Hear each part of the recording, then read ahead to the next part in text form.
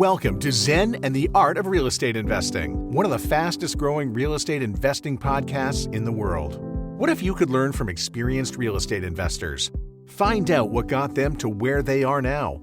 Get insight into their daily habits and take these insights to inspire your own growth.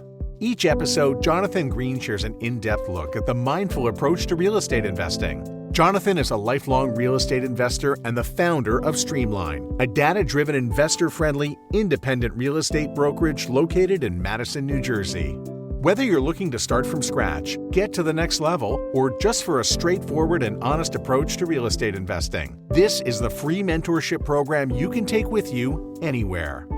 Now, here's Jonathan. Welcome back to another episode of Zen and the Art of Real Estate Investing. My guest today is Ryan Cadwell of Resolute Realty Development and Management. Their mission is to catalyze positive change in the real estate services industry, and that's why they merged all of these. They create opportunities, develop thriving communities, and enhance the lives of those they serve. Let's get to it.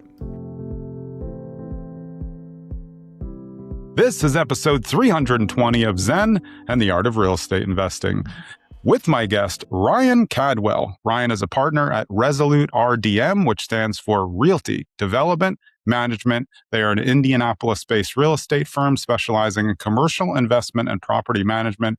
Ryan's been in it over 17 years. Welcome to the show, Ryan. Thanks, Jonathan. Happy to be here. Yeah, I'm looking forward to talking to you. And I want to start with something that I read in the pre-stuff that I send out.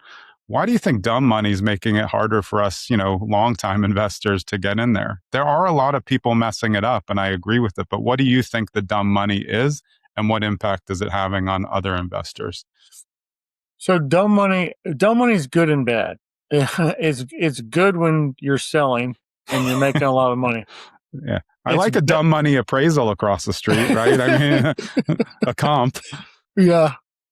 It's bad when you're trying to reposition the same capital and not make the same mistake that the other person did. So, how is it?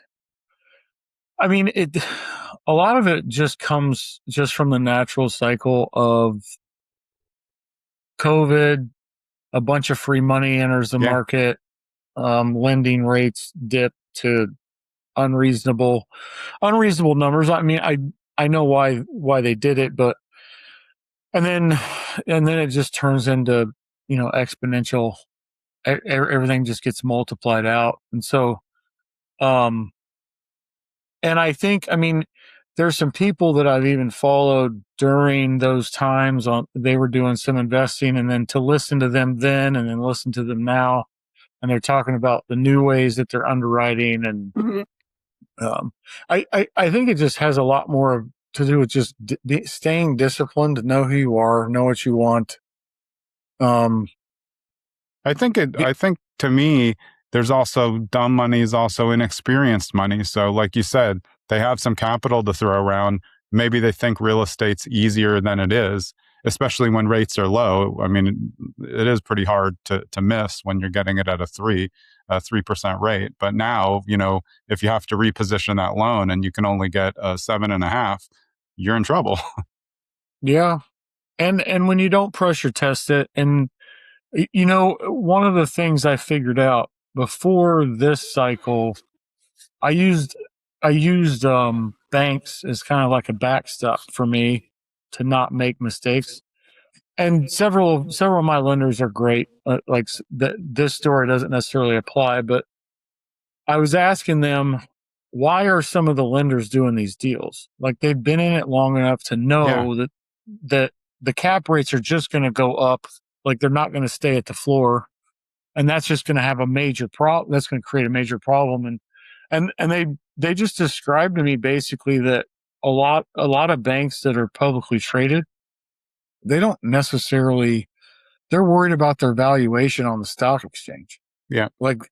So doing loans that are dumb, it's a calculated risk. They know some of these are going to fail. More of these are going to fail than some of the other better underwritten ones. But they're looking at 3 to 6 months out, and our valuation has to be X. And once I heard that, I realized, okay, I can't really use lenders as a backstop. Different priorities. Yeah. I mean, and their priority really is to get me to take the loan. Yeah. And and then they do the deal where it's 30% or, sometimes it was 20 and 25. I've seen some people get 20 and 25 down. And to them, they've pressure tested their numbers and they know that when the market shifts, ultimately what gets wiped out is the investor's equity, Yeah. not their loan. Yeah. And they're more of a machine. They can withstand it, and they're a volume-based business. So more volume, the better. And like you said, they're just calculating some runoffs in there. It must be interesting though, because you're in Indianapolis, right? Yeah. Yeah. Indianapolis is always like, in the top 5 markets to invest in. So you probably get a lot of out-of-state people interested in, but I wonder if they really understand the market. Of course, that's part of your job to help them, but maybe they, want to do less due diligence just because it's always on a top 5 list. And honestly, it is a great market. I know a lot of people who have investments from single families all the way up to large scale multifamily. But how does it work out for you when you get those non-local people coming in? Because I'm sure there's a little bit more advisory going on there. That's our goal, is to have a little bit more advisory. Where it turns into where it turns into different forms of friction is if they bring us in just for the management after they've acquired it, and the broker they worked with wasn't really. A lot of brokers can advise, but the advice they're giving is usually transactional based. It's usually them saying the market says this, as opposed to, okay, what's your investment criteria? Why? Like, what are you really planning on doing with this? Right. It matters if they're going to turn and sell in 3 years, if they're looking for a lifetime hold. I mean, I own my own brokerage, and I've said a million times, like, most realtors know nothing about investing. I think only maybe 1% can really counsel investors well. And that does put you in a hard spot because they've set them up with a property that they said, oh, looks good, and then you have holdover tenants that are leased for an extra year and a half, at way under market value, or they don't calculate the capex, which is, the classic, because realtor, frankly, they just didn't know that both furnaces were old and were going to come due right away. Yeah. And I mean, that even just turns into like the gray hair that we have. I mean, that some of that is just straight up experience, and it doesn't have to be. I think that's probably the most common misconception that we run into with clients is so many brokers, and I don't think any of it's intentional. I think it's just they don't know what they don't know. And I was one. I mean, I've been a broker 18 years, and early on I was ignorant too. But investing is just a whole nother animal, and helping me buy a property is not helping me invest. That's helping me spend money. Yeah, and it doesn't serve, like I always tell people, I'm focused on the asset. You can get as emotional as you want, even if it's an investment, but I'm still going to vet the asset. And I've always found, and I'm sure you as well, when you tell people, no, this isn't a good deal, the good ones will respect you more. And the other ones were just waiting for a yes from the next person. So let them just tell the next person, that's fine. I don't want that on my conscience anyway.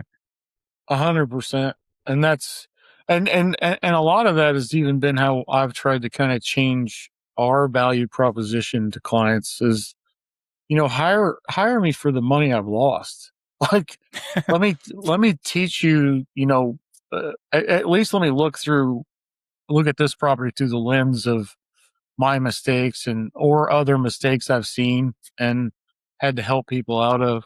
I mean, coming out of, we started right at the beginning of the first recession.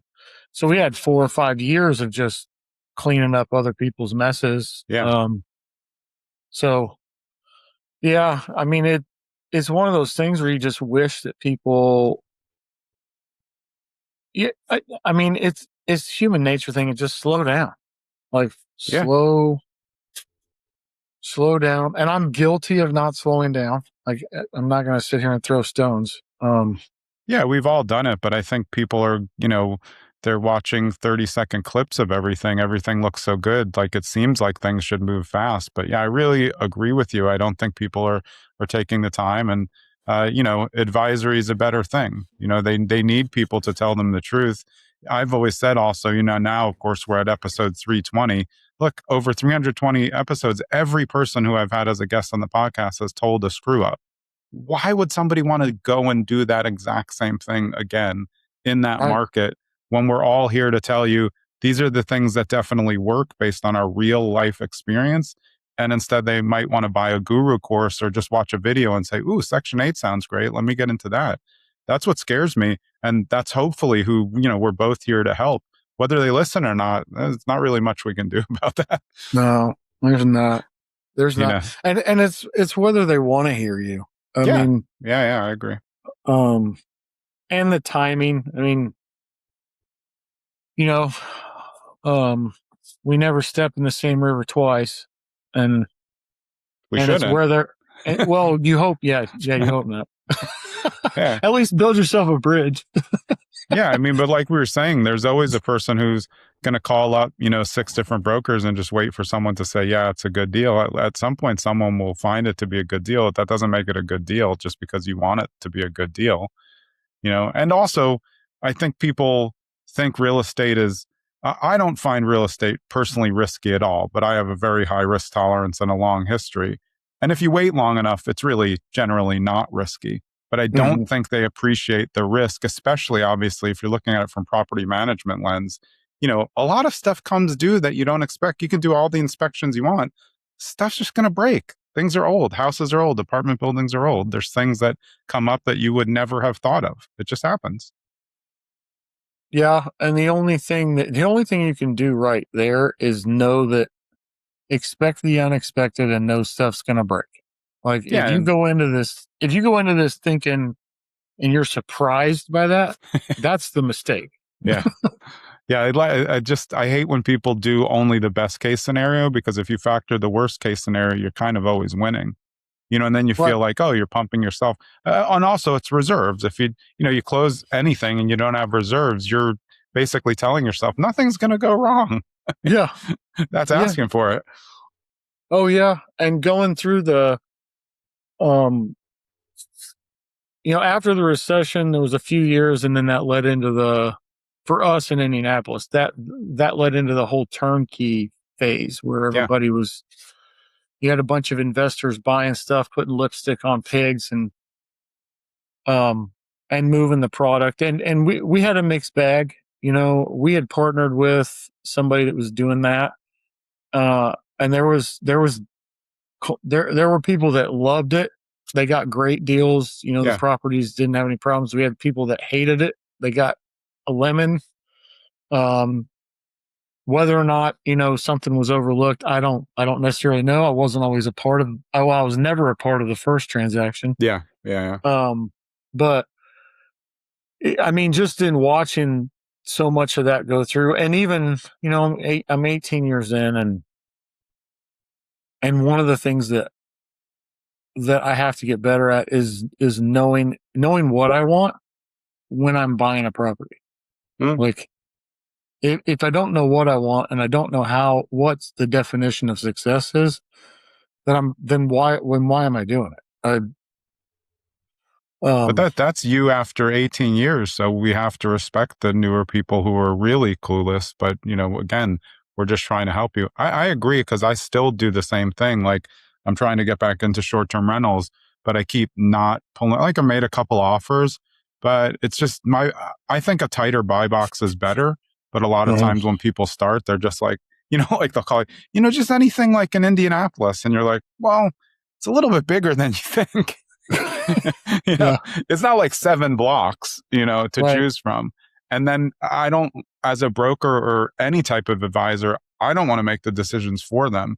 And that's where it's like, do you go through this kind of, pushing the ball back to them? It's like, you have to make the decisions. I'm here to help you. I can't make the decision. I can't tell you which neighborhood is better. That's up to you. And it's up to you, like you said, what you want. Because turnkey can work if you're looking for, modest cash flow, light appreciation. But I think people get into it with the wrong idea.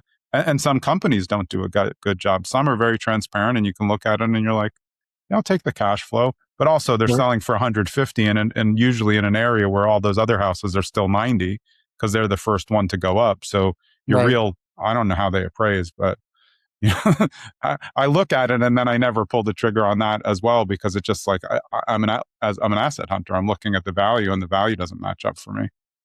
Yeah, and that's always the interesting thing, is value and the different forms of value.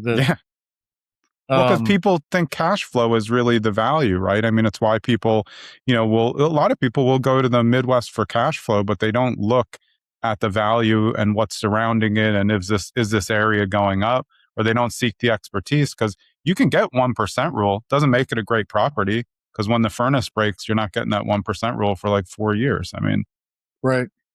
Yeah. And 1% rule should probably be like your minimum standard.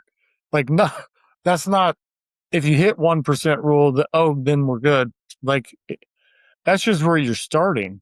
You're filtering them off from there. Yeah. Every time I hear 1% rule, I end up going, it probably should be 1.2. Yeah, I mean, and also market dependent, because here in New Jersey, you can't even sniff the 1% rule, but you're going to get a huge scale on appreciation year over year still. So we have to explain that to people. It's like, hey, which bag do you want to choose from? And, maybe you can break even here and still be, still go up, but it depends what you want. Maybe you need the cash flow. Yeah. And understand that real estate is not, you do not want to own real estate and not have cash to service it. Yeah. Because now you're somebody else's deal. Yeah. Yeah. So how did you get started? I know your dad was the first one to kind of tip you off to it. What was your first kind of look at real estate? It was growing up around those apartments, man. It was mowing the grass. It was getting into the, watching. Well, at first it was watching him deal with the tenants and have those conversations. So he operated a auto repair shop on the property, and then he had, I think it was like 12 or 15 units around it. Oh, cool property. Yeah. Yeah. And so he was running that business. And then he also would have, tenants walk in. So I'd see those interactions. And, he bought that when I was 4. And then I think I started mowing grass there when I was like 12. I was something like that, 12 or 13, trying to make money. And then that just got me in that world. And, I like cars, just didn't really want to keep working on them. And then that was the other thing I knew how to do. And we started at the wrong time, and we started in 08. But, a friend of mine that was a close friend of mine, he had been in real estate for a while. He goes, actually, this is one of the best times to get in real estate, because what you're going to learn stuff that most people never learn. That's a good point. Do you feel like, because I grew up the same way, my dad was dragging me to investment properties, talking to tenants from like the time I was a kid all the way up, and then I started collecting the rents. Do you feel like you saw the landlord-tenant relationship more like kind of humanly than other people see it? I feel like there's a lot of new investors who get in and think it's very transactional, but there's really a human aspect to landlording, especially when you watch it. My dad, he would let people go 6-7 months without paying. He just felt bad. That's not really my bag, but I don't like being a landlord. Right. I know that now, but I did get to watch him negotiate all the time, collect the rent. And then I could see for myself, okay, they're handing him money for this that he owns. So even as a kid, I kind of had a better idea. Did it work that way for you, that you just kind of through osmosis knew more as you got older? Yeah, that was so like when in 08, when we had started kind of looking at doing more investing in 07, which obviously had turned out to be the wrong time. Yeah. But when we were doing it, I had planned on not being a property manager. Now I'm a certified property manager. Yeah. But So, I mean, we had just started interviewing some people, and what I realized is the amount of experience I had. There was so much that they didn't know to ask that I was asking them.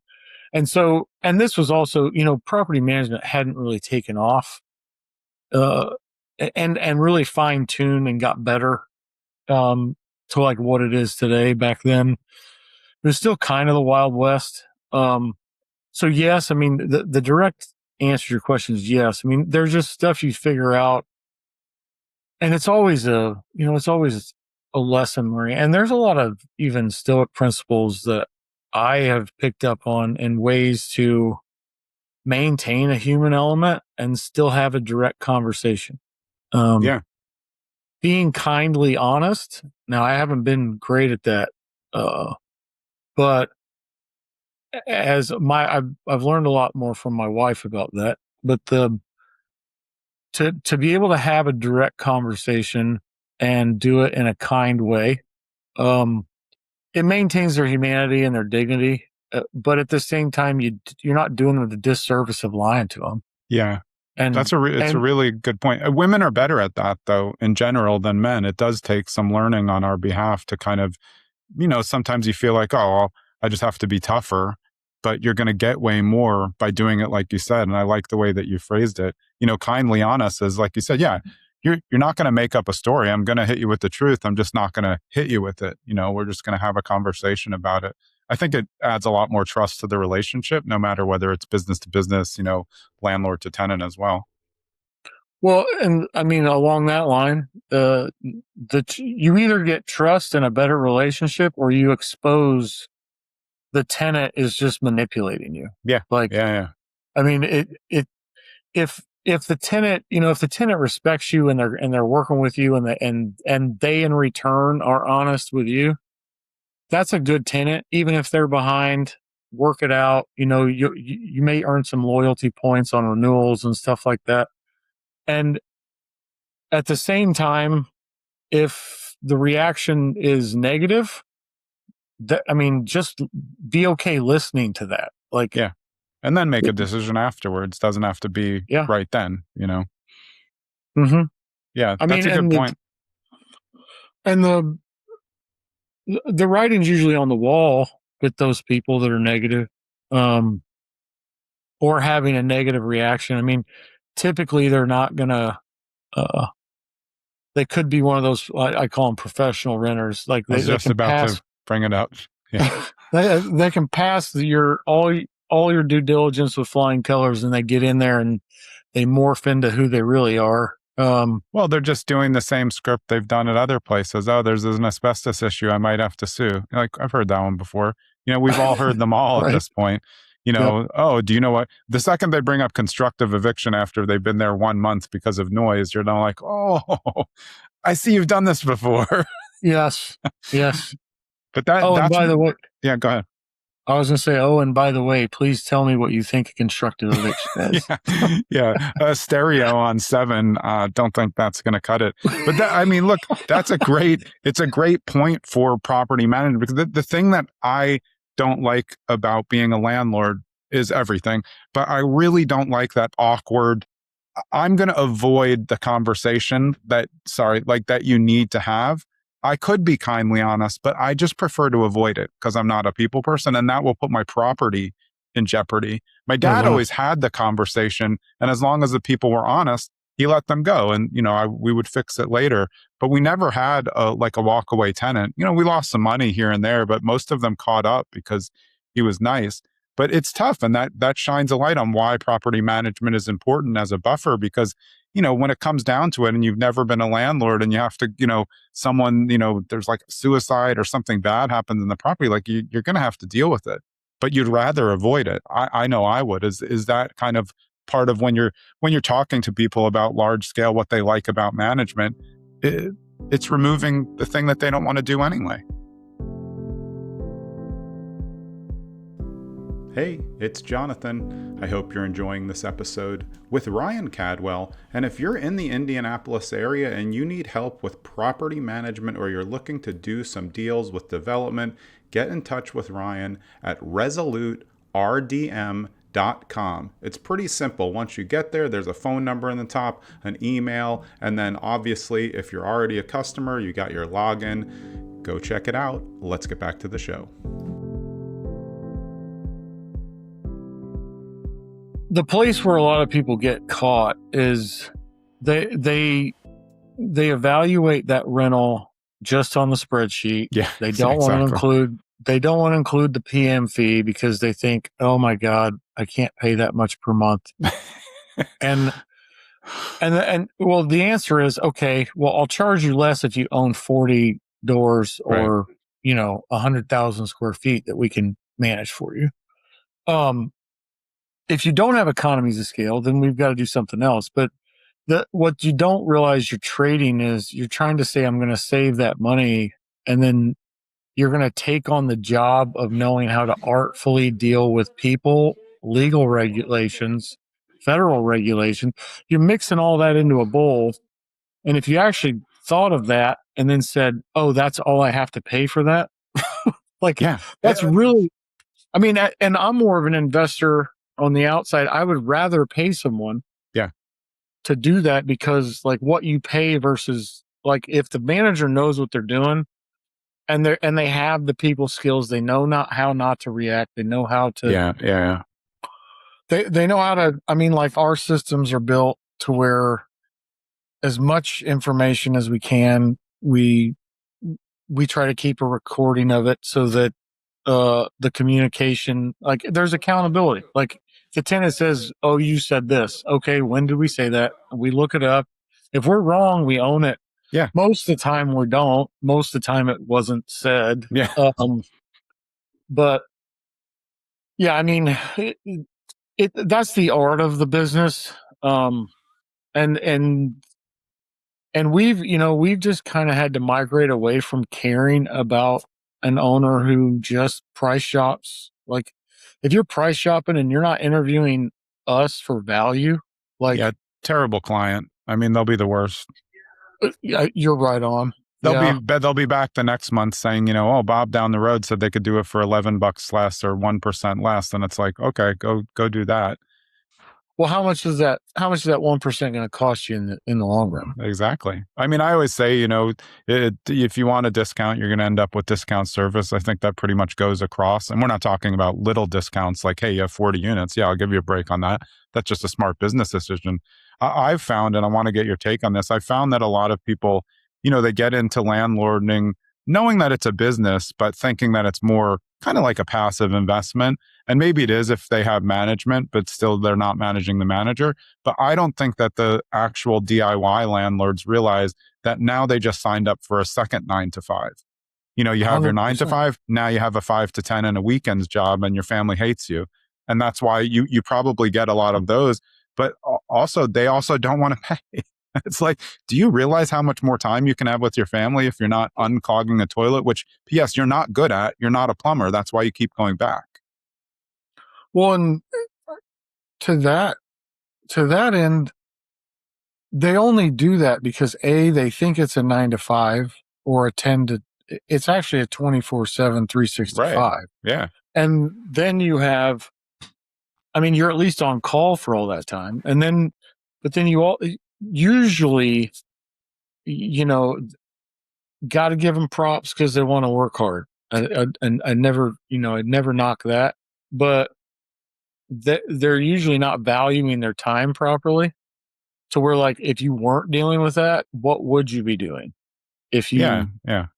How are you going to get to time freedom, which is what everyone's really after? If you have your 9 to 5 and your 10 to 6 on weekends, and again, if you have a family or a partner or even friends, like you're going to be the one who's in the middle of a kid's recital and you have to leave, because if there's an overflowing something and you don't have things put in place, it's you.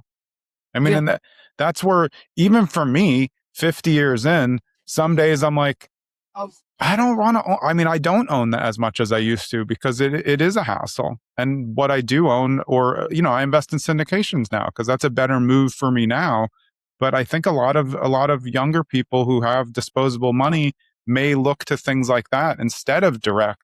Because wouldn't you agree that even if you have properties and you have a good property manager, you still need to, have that daily dialogue, weekly dialogue with your property manager, because the bad ones are you're going to find out, later that a lot of problems are there. Because as you said, the industry has grown. There's a lot of better providers, but still there's a lot of that aren't.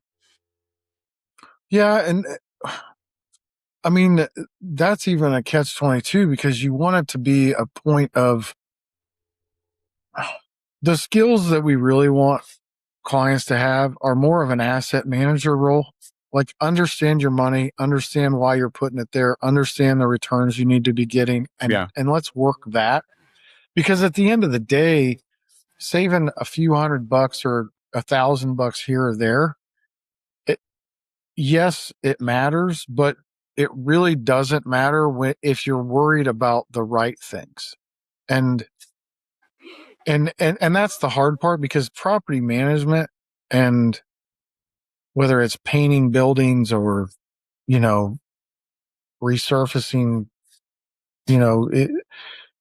whether it's making those decisions, like, everybody thinks that that's the easy stuff. Like, oh yeah, that means I'm involved. But the harder stuff is really understanding your financial situation and knowing what you want and making sure that this is still part of that plan. Yeah, I think people hold properties too long. If you don't like the property, just get rid of it. Like, if you bring me an investor who has 5 properties, I know they hate one, and they're just like, 100%. oh man, I don't want to sell them. Like, why wouldn't you just?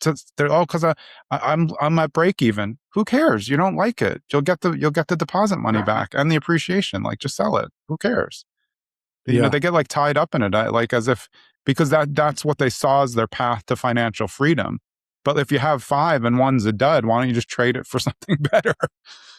Well, and I mean, you just mentioned it. What is it that they really wanted?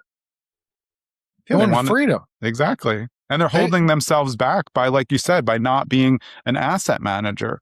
You're right. Yeah. I really like that, because if they can manage their assets and they find a good property manager, that is going to be passive-ish, like pretty close to passive, especially if you have a good relationship. And then you can just, again, every year you should be sitting down. Here's my assets. I always tell people, rank all of the properties that you own from 1 to 10 and how much you like them. Then rank them and how much money they make you.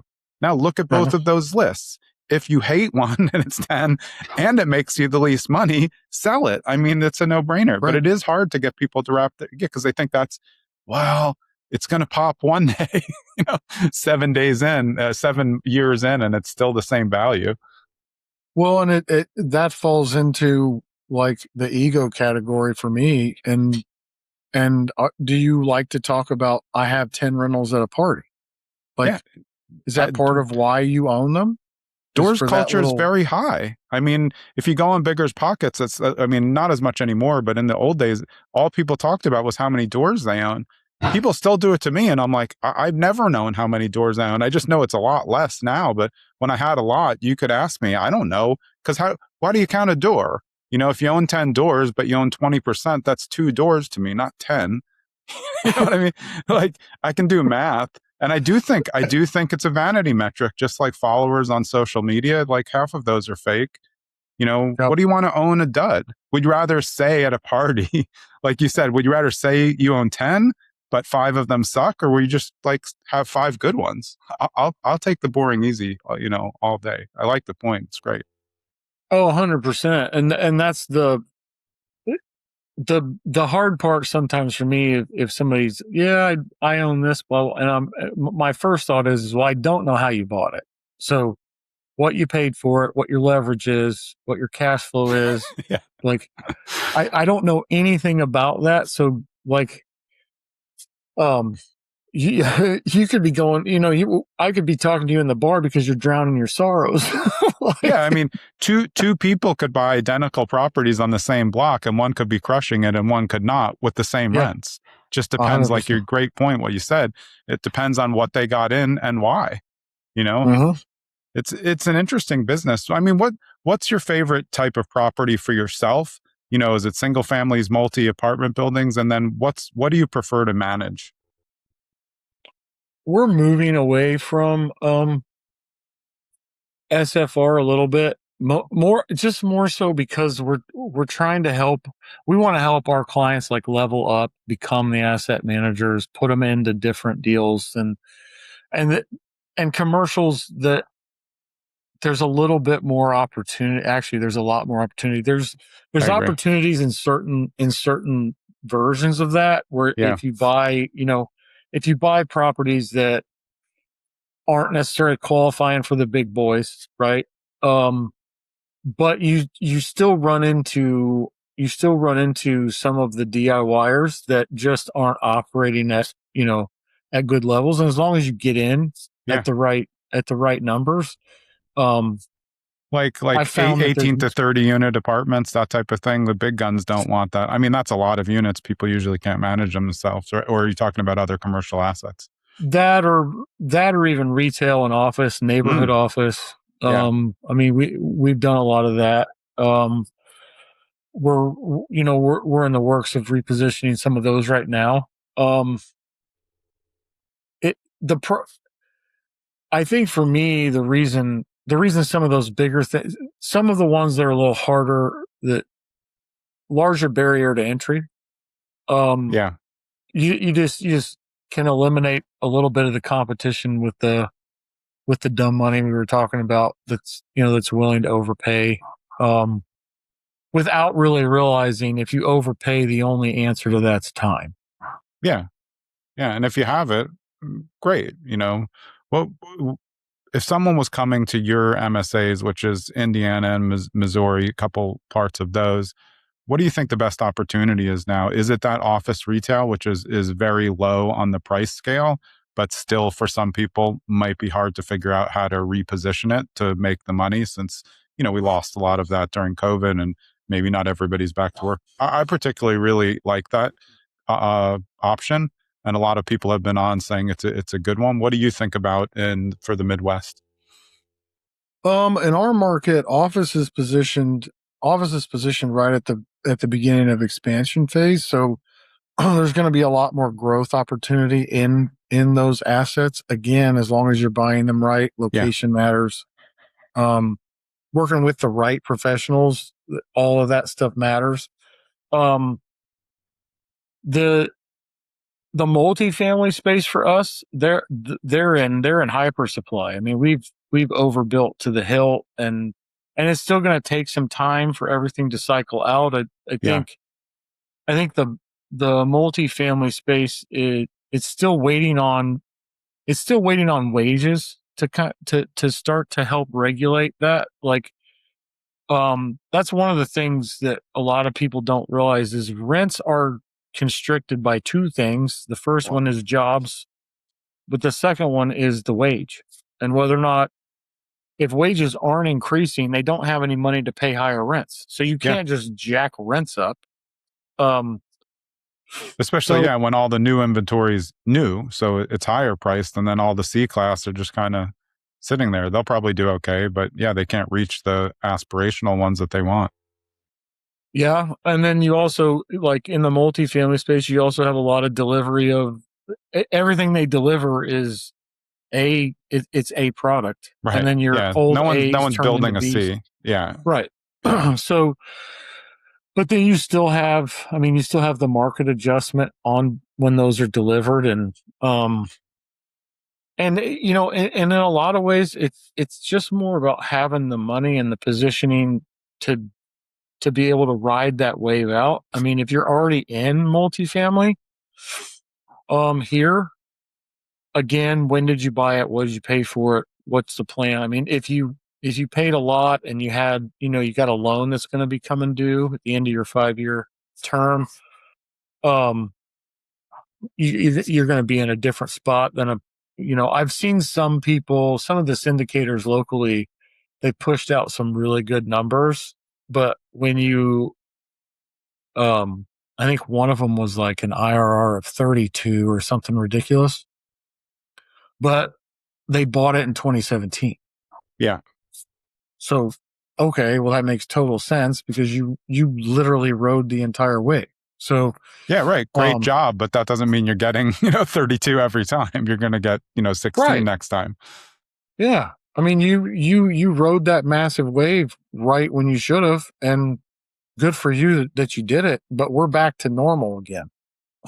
Yeah. If someone came to you and they're brand new now, but they have capital to deploy and they know what they want, where would you guide them if they just wanted guidance on kind of where to start? Because the landscape's different. I think everybody used to want to start with single family, but I don't know anymore that that's the best option for a lot of people because it can be a little bit limiting. I think you can learn a lot with less risk, but what do you think? Um, I like to do those meetings in person and really and like listen to the things they're saying that they're maybe not like they're not necessarily wrapping them in words, but they'll kind of indicate the things that are, that they really want. I mean, I'll give an example of some client friends of mine. When we sat down to kind of go through stuff, they thought they wanted to get vacation rentals, and that was the next thing. And the more we dug into it, I was, and they were even okay with doing the risk, the taking on risk of like other country Oh, vacation rental. yeah, okay. And I was like, and That's I just kind aggressive. of yeah. And I just kind of took them through. I was like, well, just don't assume that they have American laws because they don't. So like I can't even advise on that because I don't know what risk you're actually looking at if you bought one of those. Yeah. But the more we got into it, the more it was a discovery session about the assets they did have. We could reposition those, make them some more money, and then they'd go on vacations anywhere in the world they wanted. Yeah. And so it a lot of times it's the fun part for us isn't just about helping people buy and operate. It's letting them kind of discover where they want to put their money and then how it's going to work, because you get the same benefits apply across real estate. It just depends on what you actually like. It's kind of like one of the things I learned early on in investing was if you're going to buy stocks and stuff that you like. Yeah. Because you already kind of know how it works. For me, it was Apple. I understood Apple. I know when they did their launches. And then I just started watching the ticker and I'm like, oh, okay. I can clearly see that they roll everything out in September. They start selling it in October. They hit their Yeah. major in December. But it was all just because I liked it. And so some of it's okay. You got the money. That's great. What do you like? And Yeah. what do because this isn't just going to be a short-term thing. You're going to buy it and you're going to hold it for a while. And, it could be like a marriage. You're going to have good stuff. You're going to have bad stuff. And Yeah. Yeah, I agree with that. I was the same with stocks. I mean, I've almost never lost on a stock because I just bought stuff that I liked and I just waited. yeah, I made because sometimes I'll buy low, but I can look at things and be like, I mean, I'm buying this. The avatar is like going to still buy this. And I still invest I invest in a lot of index funds to just lay it off the table, but I still have my own play account. I mean, that's what's fun. But I think the same with real estate. I think if you have an asset that you don't like, you're going to inherently pay less attention to it or pay less attention to the issues that come up. Property manager will tell you, hey, you need a new furnace. Oh, let's just wait till it breaks. Then it wakes and it breaks in winter and you pay the dummy tax on top of the furnace. So, I mean, it just makes sense. But I think we talked a little bit about Stoic philosophy, and I think that patience is really, really important when you're doing this advisory role, because like you said, they started out, someone else could have said, yeah, it's a great idea. Just invest in any country. That's a disaster. They have to figure out what they like through questioning and patience, because sometimes you just have to let them, give them some resources, see if they're even doing the work. And if they're not doing the work, again, it will go on us as advisors. Like it will eventually be our fault if we press the foot, for them. Do you agree with that? 100%, 100%. Yeah. And it's, that's actually the fun part for us is you get in the discovery set. I mean, you get beyond the transaction. Like I'm just not that transactional. Me too. We're Actually, I very suck. similar. Yeah. I'm the Actually, I worst suck at it. salesperson ever. Yeah. And I do a lot of business, but I just don't care about the sale because that's not important. It's like, is this a good asset for them? Are they happy about it? You know, what's worse as an agent or broker or anyone involved in the transaction to go to closing with your buyer, client, investor, and they're not even happy. Right. You're plunking down 800,000, you know, and you're not even in a good mood. Like, this is a great asset. You should all be excited. It's just, Yeah. you know, it's you're Yeah. betting on your future and you're just like, hey, what are we going to get for lunch? It's like, okay, all right. I like lunch too, but I hope it's a celebration, not you know, that property sucks, but it cash flows, because that's never going to be a great one. Well, and you know, and hopefully they're having, you know, they're applying their stoic indifference, and they're not getting too high on the highs, and that will also reciprocate where they don't get too low on the lows either. Yeah. Yeah. I mean, I think it's important. You can always go too far, which I've gone too indifferent in my life. Yeah. You know, you can just get too stoic because then you're immovable. But yeah, I mean, I think it's important, but it's really a good point because, you know, the research that I did on you is like, you really like to be that guide for people. And I like that too. I think that's part of the fun because you always see this part with a real estate investor when you're mentoring them or talking to them where like the light bulb goes off and they just get it. And then you're like, we found the thing for you. You now like that. You know, I'm sure you've seen that. Then it feels good. And now all of a sudden your due diligence and your excitement, it just motivates them and they're really going to get into it, as opposed to like, you know, doing a week long of research on Section 8 multifamily, you know, short-term rentals, just kind of, you know, kicking every tire in the bin. Yeah, I mean, if you do something you love, you never work a day in your life, and you can apply that into real estate, and then fine tune it down into specific types, and there's so many ways. Like, you can invest in notes and buy mortgages, and like there's so much stuff that you can buy, especially if you're just honest, like, I don't want to buy this, but I need to put X amount of dollars into real estate somehow. Yeah. Yeah. Yeah. I think there's way more vehicles than people think. I mean, I've had industrial people on, and just the amount of classes inside industrial would blow everybody's mind because they think of it as like, oh, there's just one. It's just like that building. No, there's like 30 different kinds of industrial, all different ways. It's like business buying. There's a lot of different ways you can make business. And I think it's the exciting part of real estate. And I like knowing my own market, you know, and I like for people to want to know the markets that they're investing in, even if it's not local. Because like I said in the beginning, it's hard for someone to, you know, they live in New York City and they're like, oh, I heard the deals are really good in Indianapolis, but they just don't want to learn enough about the submarkets to know whether they're going in the right direction. We've seen that in cities around here where, you know, you could go one way and be down 20 grand in a year, and you can go the other, you might be up 35 grand, but it's just 2 blocks. Yeah, I was going to say, yeah, that's street to street downtown Indianapolis.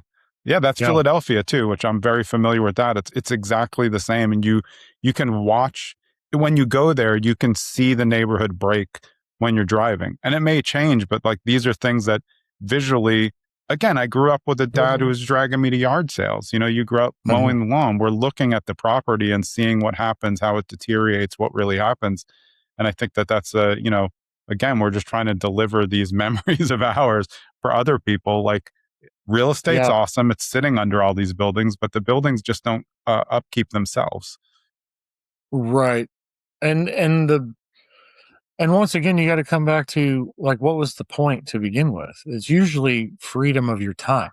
Yeah. Like, you don't, and sometimes I watch documentaries and you'll see some of these people that end up being landlords until the day they die. They're like in their 80s and they're still landlords. Yeah. And I'm like, that looks miserable. I stopped a while ago, and it's just because it's not, they don't even like it. If we saw the doc and it was like somebody who he was great with the tenants, they were all his friends, and like that was like a collective thing, more power to you, even if your rents are, of course, undervalued, which they always are for those old timers. For those people, yeah. Yeah. But they, I mean, that's very common in self-storage. They're undervalued, but they're running a business that they like. They'll eventually sell it at not as much, and they'll be fine with that, and someone else will upgrade it. But yeah, I mean, I think if you take like a screenshot of our entire conversation, it's really about just, can you for a consumer, like, are you open to being advised? Yeah. Are you open to getting help instead of, an echo chamber where whatever you saw is now ratified? Because I find that to be more dangerous for the new investor, because there's just, when I grew up, there was no content. The content was my dad talking to me in the car. It wasn't on TikTok or Instagram, and then again, the algorithm plays into what you like. So if you're looking at multifamily, you're going to get jammed with multifamily. So of course, now you're going to think it's the greatest. And then they'll slip into self-storage. Then you click that button. Now you're down a self-storage rabbit hole. It's very hard to get out of the algorithmic pressure of what you're looking at unless you know people who can actually advise you face to face. And the people that are going to advise you, are they going to have an uninvested interest in what they're telling you? Like, exactly. Yeah, they don't necessarily need you to buy into what they've invested in. There's also dangers in that, like, and just not seeing it for what it is, and that's part of the journey. I mean, you can't miss every bump on the trail, but yeah. So at Resolute, who's your ideal client? Who do you want to contact you for assistance? Investors that are looking to level up. Maybe they've had bad experiences. They want to learn more about investing, or they've already leveled up. They're fairly clear on their asset management. You need people to execute systems at a high level. Those are probably the two ends of the spectrum, and then anything between that. If the ones that don't work are usually the early ones that are convinced that that it's their way right now. And that's fine. That's the same. I let them. Yeah, you can do that with somebody else. Doesn't work for me. Because what's the point of me giving all of my pearls of wisdom to someone who's not going to listen? It's just unfun. Is the best place for people to find you at resolute-rdm.com? Yep, or LinkedIn. Yeah, I mean, Facebook, Instagram, we're on all that too. Yeah. I when I was booking it, I kept reading it as Resoluter just in my head. And then I had to look at it and I was like, okay, yeah, Resolute RDM when I saw it. But I just looking at it like that. And then it clarified too. Awesome, man. I really appreciate it. It's been a pleasure having you on the show, and I look forward to staying in touch. Yeah. Thanks, Jonathan. Appreciate the time. Absolutely. That was Ryan Cadwell. He is a partner at Resolute RDM, and that's Realty Development Management. You can find them at resolute-rdm.com. I'm Jonathan Greene. We'll see you next episode.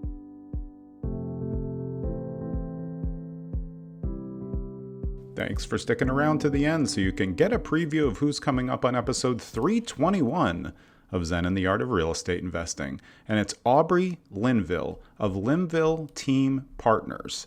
Built for investors who want in, but don't know where to start. They kept hearing the same thing from clients. They wanted to invest, but they didn't know how, didn't know who to trust, and didn't know where to start. So this is where you can start now. We'll see you next episode with Aubrey.